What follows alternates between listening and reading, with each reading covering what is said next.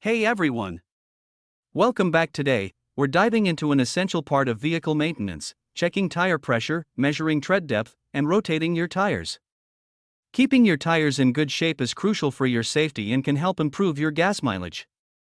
So, let's get started. First up, let's check the tire pressure. Here's what you'll need: a tire pressure gauge and an air compressor if your tires need air. Find the recommended pressure.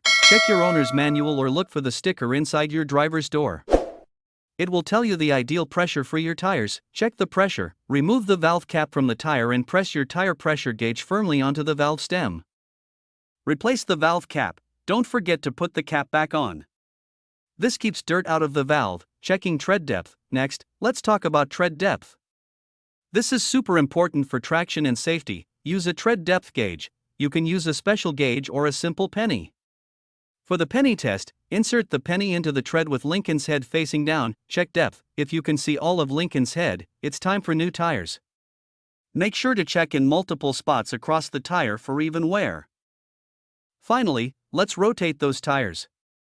This should be done every 5,000 to 7,500 miles, but always check your manual for specifics. Show tools, jack stands, and lug wrench. Host, remove and rotate tires. Take off the tires and rotate them using the recommended pattern, usually front to back or side to side. Reinstall tires. Put them back on and hand tighten the lug nuts. Lower the vehicle. Remove the jack stands and lower your vehicle. Tighten lug nuts. Finally, use the lug wrench to tighten the lug nuts in a star pattern for even pressure, and there you have it.